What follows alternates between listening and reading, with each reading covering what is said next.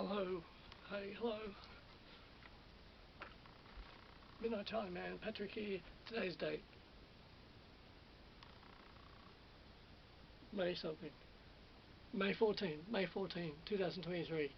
It's about 9:50, I think it's about 9:50 p.m.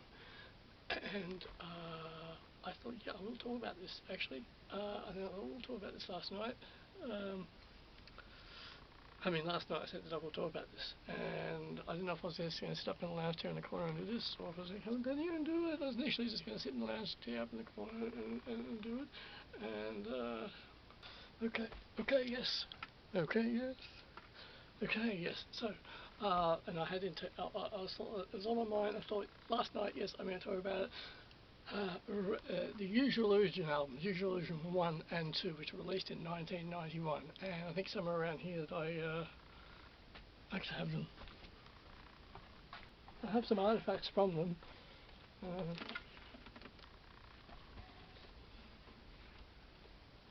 have some artifacts. Oh, okay. They're all locked up in there. You can see that on camera if I just lift it up to there. You can see them in there. Just those ones there. This is very heavy. I'll put this back now. Okay. Oh my goodness. Okay. Ooh. So released in 1991, and now why I'm doing this video is because a few months back now, actually back in about November 15 last year. Actually, it could have been a little bit late. It was before the concert on November 27th. It was before that, and that was very, very heavy to lift. Really heavy. I haven't undone it because when we moved, really thick tape was put down across it. Really thick tape. I just haven't undone it. That was about 2 years ago now. And so what happened was, okay, I reassessed the Use Your Illusion albums after not hearing them for a very, very long time last year, and around about in November, I went back to them, and I just had not heard them in years and years and years, apart from when we're in the car, Living That Die comes on the radio, You Could Be Mine occasionally comes on the radio, Knocking on Heaven's Door comes on the radio all the time in the car, and I'm still winded from that. What else comes on in the car? That's about it from the Illusion albums, actually. Oh, no, November Rain, every other 5 minutes. They don't really play Strange so much, and yeah, Get in the Ring gets played all the time. Just kidding, no, it does, never gets played. And so what happened was, I actually went back to them, and I just, oh, what do I think of them now? I haven't heard them in years. What do I think of them? And I didn't have a very good reunion with them at all. It was not a very good reunion. It was very sad. It was very critical. And I didn't think those albums had aged well at all. And I did look up the reviews on YouTube. I did look them up, and I read the comments on the posts, and people say how they'd aged so well, and it was really, really good to go back to them, and how Axl Slash and Duff had put together. They'd taken so much care in putting together a masterpiece, and I was thinking, actually, it hasn't aged well. They're not very good at all. And I actually chopped them down to this. Oh, I chopped them down to this because I'm still winded from that. I chopped it down to the first one, The Perfect Crime, The Garden of Eden, Don't Damn Me, and Dead Horse. Chopped down to that. Chopped it down to that. And 2, I put down to 14 years, pretty tied up. Read my writing. Was Strange, and You Could Be Mine. Oh, So Fine and Strange, You Could Be Mine. And it was like that for a while. What changed my mind? Actually, it was like that for a while. I've reassessed them. I've gone back to them again because I was inspired to. Okay, so what happened was, November 27 last year, Guns N' Roses came to Sydney, and we went with Michelle, and we took my mum, and I had no expectations because I'd looked up. I've already spoken about this. I had no expectations. I looked up live clips of Guns N' Roses. I looked up recent live clips and haven't thought a great deal of them. Went along on the day with no expectations. Absolutely incredible. Really incredible. Axl's voice is in fine form, contrary to what I thought. And Slash, amazing, as always. Duff was great. Frank Ferrero, who? Richard Fortas, never quite gotten used to him. And Dizzy Reed, yeah, Dizzy Reed. I saw Dizzy Reed live at Frankie's. He's cool. Now, it was a November 27th. Fantastic gig. So much so that I went home and played Use Your Illusion 1. And because of the concert, I was so excited with each song they did. They did it so well. Because as musicians age, a lot of the time they get better. They become more mature. They do. They get better at it. And I felt, and I played a few songs off the Illusion albums which I didn't think I would like. I had decided I didn't like anymore. And they played those songs, but I liked them live. I thought they were fantastic. And I got home and listened to the Use Your Illusion album and got through it. And I was like, oh, I just listened to the whole thing. And then I don't know if I did the same. I don't know if I did the same with Use Your Illusion 2 at that point yet. However, for about a week or so, I was listening to Use Your Illusion, and I was listening to Use Your Illusion 2. Now, then I went on to all the Black Sabbath live videos on YouTube at the moment, but I digress from that. But of the Aussie years, yes, because Dio has some really horrible stage habits. Anyway, I digress. Now,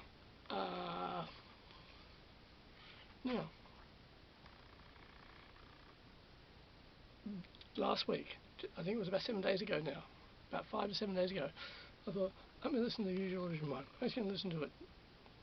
And got all the way through it. Even a part of November Rain. Don't Cry, I had major issues with that. Got through it. I'm actually now able to enjoy Use Your Illusion 1. And it has. I'm hearing it from a different perspective. I got a different perspective on it. And it has aged well. And I can see all the effort that Slash and Axl put into it. And Duff, yes, not forgetting Duff and Matt Sorum. It's a great album. It's a fantastic album. And just seeing it kind of with new ears, new eyes, and having been inspired from the November 27 concert, and enjoying the songs again. Takes me back to yesteryear, like takes me back in time to those where I was when I heard it, and all the time, mostly all the times I heard it, sitting on the edge of the bed listening to those albums over again during of a day in my very late teens, early 20s, and that's what I did. I would sit on the edge of the bed and listen to those albums. But that album, that Use Your Illusion 1, takes me back to that time and the feel of it, the smell of it. What was going on in the world at that time, in my world at that time. But also takes me off into just think of different things. So actually, yes, this is actually what I wanted to say, was that now, in regard to the Use Your Illusion songs, I've actually got a much better understanding of what was going on in their life. I think Axl wrote most of the lyrics, majority of them Duff and Slash may have contributed and probably did. It was well documented that Axl moved into the studio so he could focus and he had inspiration. But now listening to those songs, in my younger years, when the Use Your Illusion albums came out, I wasn't quite grasping the concept of the lyrics.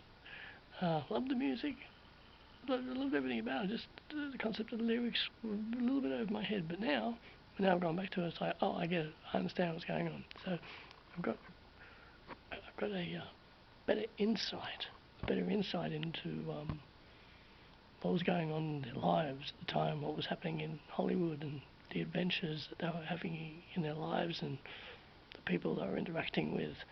And it was quite interesting to hear those lyrics now and to make better sense of them.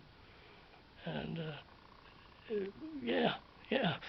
And it's like, oh, okay, that's what was going on. And then yeah, okay. Of course it's correction time now. About half the songs, maybe half the song used between the Illusion albums, I didn't really understand what was going on in the lyrics, and yet the other half of the lyrics, yeah, I made sense of them, and in my own mind, I think this is what this is about, and now, years later, hearing it, yeah, even more of an insight into the song, the lyrics that I did understand. But yeah, so half the lyrics I understood, and half the lyrics I didn't really. So I had to throw that in there. Yeah, yes, okay. Looking at the music and I can see the anger there. I can see the passion, and I can see the beauty. And there's a lot of anger coming out through Axl, but there's also a lot of beauty there. Enjoyable for me to now hear the Use Your Illusion album and Use Your Illusion 2. I didn't think I'd ever want to hear Civil War ever again. Never thought I'd want to hear that song ever again. I actually listen to that now. I can enjoy it now, and I'm getting able to get through the album, through the Use Your Illusion 2 album. It's really good. I mean, they were in their 20s when they made the album. They were in their 20s when they made the album, and I was younger than them then, but I'm older now than they were when they made it, which is a weird thing. It's fun, passionate. It's a very good album. Usually listen to very good. And okay, it's the 15th of May. It's just after 15th of May. It's just after 11 p.m. And yes, I'm actually watching this back now. I felt that they all told their story through. I felt that they all did what they did so well and so uniquely. And the thing is, he's quite professional in the studio, really professional, and really gets the character of a story across in a song. And Axl has different ranges. He can go high, he can go low, and he conveys it quite well. He conveys the youth of things, and he does it really well, because it's so well done. It is really so well done. I mean, the little things that Axl says at the end of some songs, yeah, but... Oh, I'm pressing on the thing. Yeah, but little things that Axl does at the end of the songs, things that he says, yeah, but that was just his thing to do, and I just wanted to say that specifically. It had been bothering me. I'm going to slice this in now. Yes, they are classic albums now. I think I was very critical when I said all that stuff in mid-November last year, and And now over the past few days now, I've been hearing Use Your Illusion 1 and 2 3 or 4 times, and enjoying them. Yeah. And something has to be said for 1990s, and what I was saying about MTV the other day, and that how when we were there, when we were in it, we weren't saying like, because when you're looking back at things in retrospect, people begin to throw terms on it, they throw things on it, and tend to label things. But when we were experiencing it in the 90s, we weren't throwing any terms on it. It was just like, I was positive about music. I would want to like music, but if I didn't click with, like, I want to like it. Maybe sometimes I wouldn't click with it, wouldn't click with the music, but I would want to like it. But I'm not really into them, but I'm into them. And all the music was around. Obviously, all the music was around. However, sometimes now when people will talk about things from the 1990s era, and I'll be like, well, it wasn't like this. It wasn't at all. It was all the music was everywhere, and you just, well, you obviously liked what you wanted to like. 99 was it was a fun time, special time. The world was a different place, and when an album came out that you wanted to hear, when it came out the first day, you'd go to the record store and you get the cassette or the CD, or the second CDs were introduced by 1990, and you get the cassette or the CD.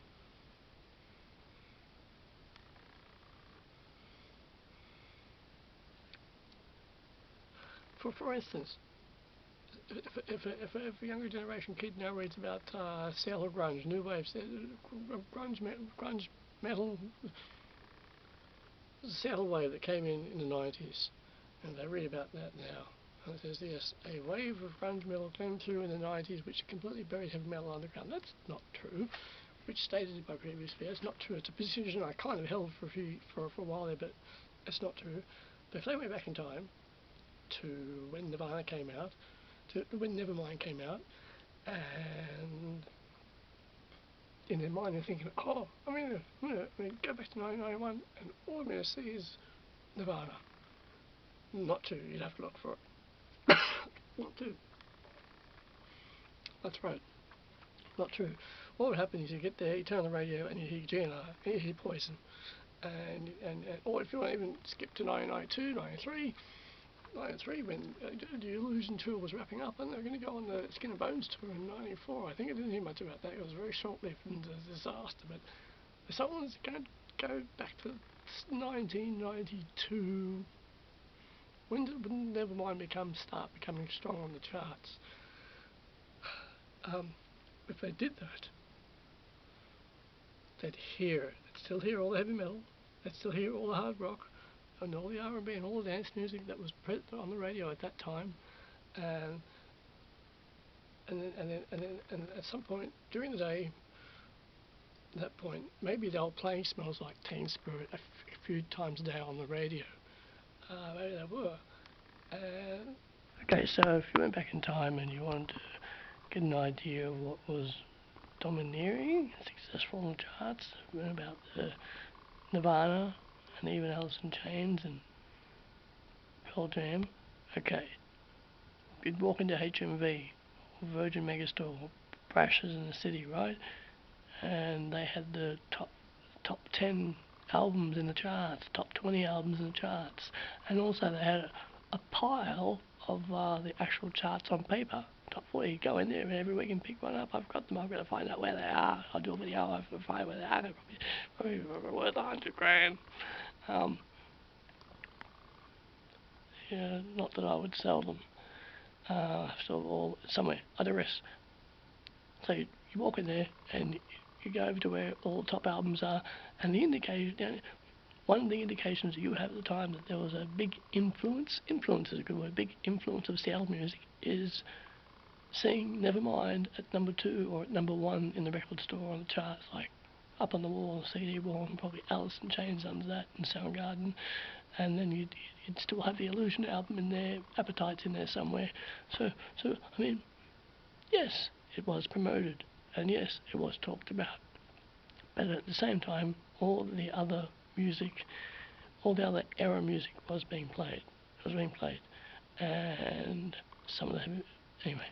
I just want to say, because I was talking about something, I just want to say that. Okay. I suppose, depending on the research that the person had done in 2023 in regard to 1992, they'd be like, yes, I went and experienced 1992. However, I have to say, I must say the Seattle wave of music wasn't a domineering force necessarily in that year. It was there, it was present. I mean, it was present, it was promoted, and it was spoken of a lot on MTV. However, it wasn't a all-domineering thing over music at the time. There were other areas of music that were very much present, including hard rock and heavy metal, and were being equally as relevant on the charts and outside of the charts as anything else. And there was a Seattle wave in the 90s. It was there, and the Anthrax album, The Sound of White Noise, was heavily influenced by it, but he had everything else at the same time. Everything else was at the same time as well. So it wasn't a bunch of people walking around in Nirvana t-shirts at all. Never mind was spoken about a lot when it came out. Heaps, yes, it was promoted heavily, but as I said, everything else was there as well. Everything else was there. It didn't suddenly go away. You listen to what you want. I didn't pay a lot of attention to it. I thought Smells Like Teen Spirit was very exciting. It was a very exciting song, but I didn't pay a lot of attention to it. I was too interested in Guns N' Roses and Motley Crue, Slayer, Madonna, and whatever, Michael Jackson, whatever else I was listening to, because Michael Jackson's Dangerous had just come out, I think. I can't remember what year, maybe 94.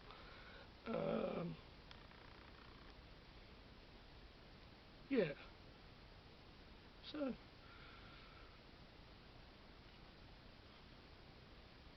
back in the time when people went to record stores and they bought everything that you wanted to hear it on the radio first, then go out and buy it in the stores.